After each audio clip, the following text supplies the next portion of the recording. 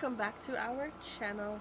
Today is story time, and if you watched our last one, we talked about our miscarriage, and October happens to be Pregnancy and Infant Loss Awareness Month. So, I took notes, so bear with me. So, since we personally know what it's like to go through a pregnancy loss, we wanted to tell our story. So when you guys see this video, it'll be October 15th, and that happens to be the day of remembrance for those who've experienced or currently are dealing with pregnancy loss and infant loss. So this includes miscarriage, stillbirth, SIDS, and the death of a newborn. We also have a few facts that we would like to share. We can do that. Okay. So, according to Star Legacy Foundation, 1 in 4 women will lose a baby during pregnancy, delivery, or infancy. And that brings us to why we are doing this video, guys. And this is our story. So, last year, November 5th, we found out that we were pregnant. I took a pregnancy test because out of nowhere, I was craving pickles, ice cream, and olives. And usually I don't crave those things like together. So he jokingly was like, "Are you pregnant?" Yeah, he was like, "Are you pregnant?" And I was like, "No, I'm just hungry." So we ended up, I think a week later after that craving, we took a test. Oh, I took a test. Excuse me. After I dropped him off to go to work, and I came home, took a test, and of course I'm so used to it saying negative that when it showed 2 lines, I was in disbelief. So I called him, I was crying. I was actually FaceTiming him, and I had the ugliest cry ever. And he couldn't understand what I was saying, so he called back, and then I told him we were pregnant, and it went from there. Yeah, and from there, I was happy to, because we've been trying so long, and It was actually almost 4 years. Yeah, and it was nice to just finally have that moment where it's like we did it. We finally conceived. So I was kind of crying too over the phone, and I was happy. I was happy that I was gonna be a daddy. And because I was in disbelief, I took another test. So I had taken 2 tests that morning just to make sure. And then from there, I called my doctor and set up an appointment, and a couple days later I had my first prenatal checkup. So we had to do a lot of blood work, and they did another test to make sure that we were pregnant, and yeah, we were going to be parents. So of course we were like on cloud 9, so to speak. We were very excited. That feeling of knowing that you're finally going to have your own kid, or I should say your own baby, it's like a feeling you can't describe, especially when you've been trying for a long time. So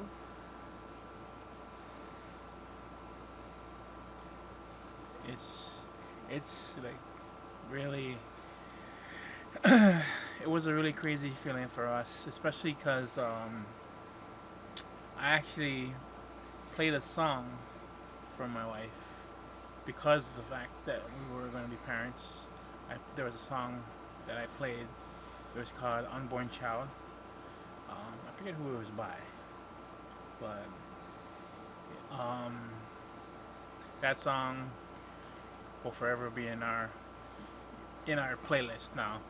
And so we were deciding on how we were gonna tell everyone. We were deciding what we were gonna do. We were thinking about doing a dance, a baby shark dance, and having shirts that told our status of what we're having and surprise everybody. Because everyone has been waiting for us to have a kid. we've wanted a baby since after we got married. We are having a hard time with getting pregnant because I have polycystic ovarian syndrome, which supposedly it makes it difficult for women to have babies. But I do know people that also have PCOS that do have children, so that gives us hope. I know that they also said that I might be prone to having miscarriages, so it's another factor we have to look at. Um, yeah. So then we finally got everything together. We've asked her brother to help us with surprising her parents. Because my parents are in California. Yeah. And then we were going to show the video to everyone when they were together. And just so happened they were having a family dinner at my grandpa's house. And that was when we were going to show the video to everybody, bringing them in one by groups. My parents, and then my siblings, and then my brother-in-law and my sister. And then we showed my cousin them, and my grandpa them, aunties. And for a while it was still in disbelief that we were going to be parents. So when we first found out we were pregnant, they thought we were 8 weeks. And then when we had our first ultrasound, it said that we were at 5? I think 5 weeks. So we had to wait until 6. No, did she want us to wait till 8 weeks? 8 weeks. I forget. I think it was She wanted us to, the ultrasound tech wanted us to come back later because usually they don't do ultrasounds until you're at least 8 weeks. So we shared with our family early because we weren't sure if our pregnancy would be like what do you call that? We didn't know. Solid. Yeah, we didn't know how our pregnancy would go, and we wanted everyone to share in the joy that we felt at that time, and so that's why we told our family early. Because originally I was gonna wait till 12 weeks, but we ended up doing it earlier. So on November 29, I went to the ER because something wasn't right, and the time that we went there, the techs for the ultrasound techs actually were already leaving, so the doctor wasn't able to give me an ultrasound apparently. So he told me to make an appointment with my doctor the next morning, and then they could give me an ultrasound to see what was going on with our baby. So the next day was a Friday. It was November 30th. And I went to work, and I was waiting for an appointment, and then I finally got one, but he was at work, so I had to go by myself. Well, I didn't have to, but I didn't want him to take off. And I kept, texting her like, I can get off, especially because of what she was going through at the moment. I was telling her like, I can just tell my supervisor I have to go, family emergency, but then she's like, no. So on the way to my appointment, I was talking to Jehovah, and as I get older, I realized that my prayers have changed. Usually, if something was wrong, I would ask him to fix it. This time around, I didn't do that. I actually asked him to help us to get through it. If it wasn't meant for us to have that baby at that time, I was asking that he would help us to get through it, because I know what it feels like to go through depression. I know what it feels like to feel like your world is over, and I didn't want to feel that. I wanted to know that I can get through it, and that's what I kept praying for. I just asked us, to give us that strength that we would need if it came down to it. So when I got my ultrasound, I already knew something was wrong from the way the tech was.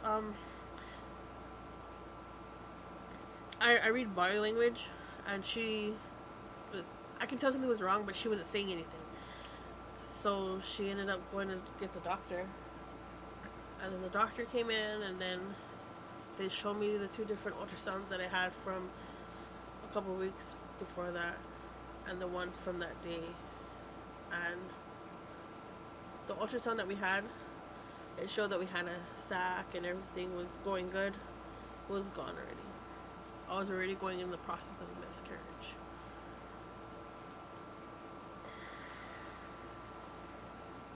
So she called me and she was crying in the car. Before she called me, she was kind of taking a moment to herself.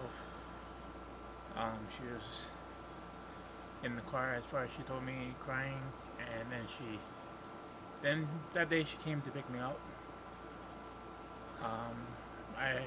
She already told me what happened, and we tried to keep, when we was walking in the lobby, heading back to the car, we tried to keep our composure, try to just, and then as soon as we got into the car, we just let it all out. I hugged her, and that's when she just started pouring tears. She kept telling me, sorry, I'm so sorry, and I kept telling her, like, what are you sorry about? Because in my mind, I'm thinking to myself, like, you have nothing to be sorry about. These things happen, and it sucks, but it happens. That's just something that we have to deal with. I think the hard part about going through a miscarriage is they can't tell you what caused it. And because you're the one that's carrying the child, you automatically feel like it's your fault. Oh, sorry. A lot of things ran through my mind. What did I do wrong, or what did I not do? You start to think if there was something else that you could have done. You start to think, like, what's wrong with you? One thing that ran through my head was the doctor told me that usually when people have a miscarriage, it's your body's way of telling you that something's not right. So your body's like terminating it. And in my mind, I'm like, okay, so my body doesn't like me. My body is taking away something that I wanted for so long, and it's not fair. It's something that is just so difficult to understand, and it's something that a lot of people don't like talking about. It's like a taboo thing. I honestly wish that people could openly talk about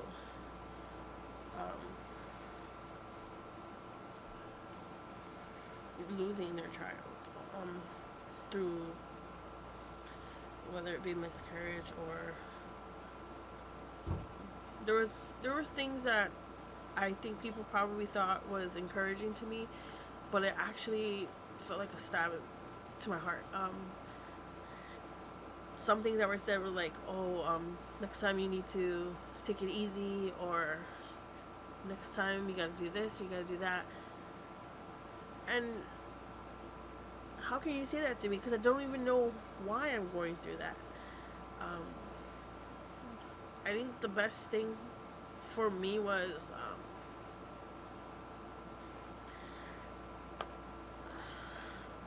my sister-in-law came to us while we were washing up. She didn't say anything. She just came up from behind us and hugged us, and I lost it. She didn't have to say anything because she went through it before. She lost her child.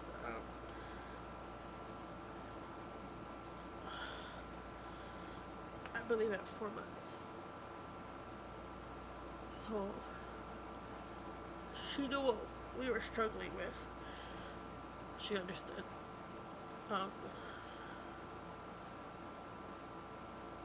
But at the end of the day, a lot of people, they reached out to us. It was just, there's just some things that I guess you can't really say to make things feel better. But we did appreciate all the love that we received. The words of comfort and compassion. A lot of the prayers that were given to us on IG, we appreciate all of them. That night though, when we came back, we like just stunned silence. We walked upstairs to our room and just I cried the whole night. we just broke down together. When our baby was going through my body, it was painful. I couldn't sleep. So aside from being torn apart, I was feeling whatever was going on in my body. It was a terrible feeling. I was in pain. He tried to massage me. He tried to, comfort me all any way he could. And then eventually I had to take Tylenol. That was it. I was okay. So I'm assuming what I was feeling was my baby passing through. The part that got me though was when, I guess when the baby or whatever was left finally passed through and then she started feeling better. She kind of did something that kind of like it broke my heart because that was like officially just like there goes your joy, down the drain, pretty much to say. Yeah, she did a little, like, in a funny way, but I knew she was still hurting, so that kind of was like a heart wrenching moment for me because every time I went to the bathroom, he was in there with me. And I kind of wish things didn't happen the way they did. I would have loved. I think both of us would have been great parents, but things happen. These things happen. It's very common, and we still trying to hang in there and just do the best we can. I also found out that I had something wrong with me, so vice versa, we both were broken. But our spirit is still there, and we plan on keep trying. But every once in a while, it still comes to mind, especially when I'm at work. I can't help because I worked across the street of the place where my wife picked me up, and just the moments we've had then and to the moments when we found out we were pregnant, just it still plays back in my mind. And I wrote a journal. So I think a week after we found out we were pregnant, I started our journal, and I was talking about what I was feeling, the excitement that we had, the crazy things he was saying to me or asking me. My favorite thing that he had asked me was, "Are babies born with buttholes?" can't really say that. Huh? Can't really say that. Oh, okay. Sorry. Or just some random things he would say. Or wonder.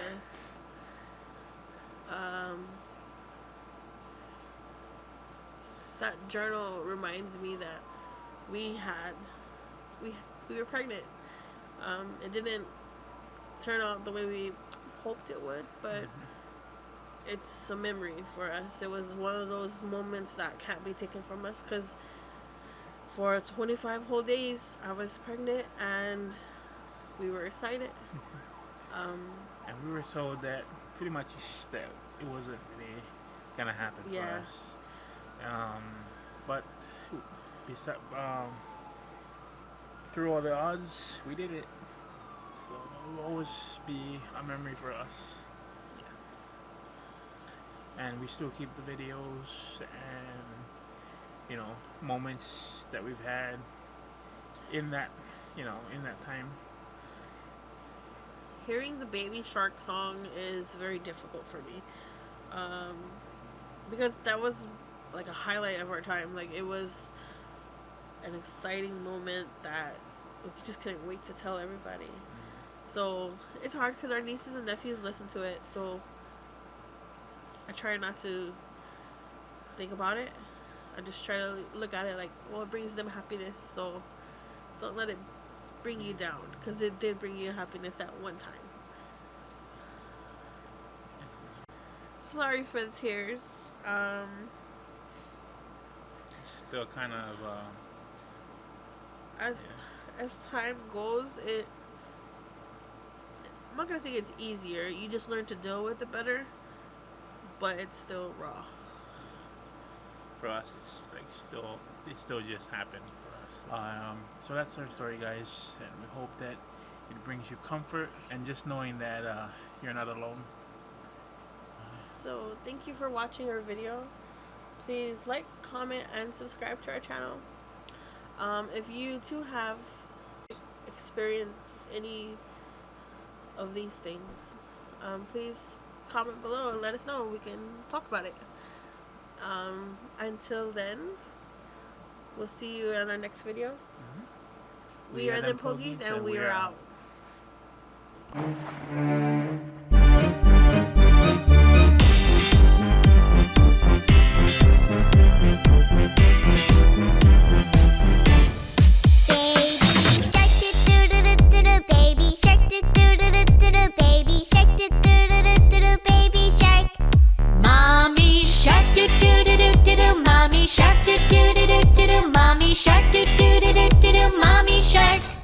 Daddy shark, do-do-do-do-do, Daddy shark, do-do-do-do-do, Daddy shark, do-do-do-do-do, Daddy shark. When she told me she was gonna have a baby, a part of me went weightless. For the first time in my life, there's nothing I could say. Like a miracle from the stars above, paralyzed with fear, I was overcome with love. She said, soon you'll hear the beating of an unborn heart. This is the answer you've been searching for so hard. For the first time in my life, I felt a wave of love so deep as I listened for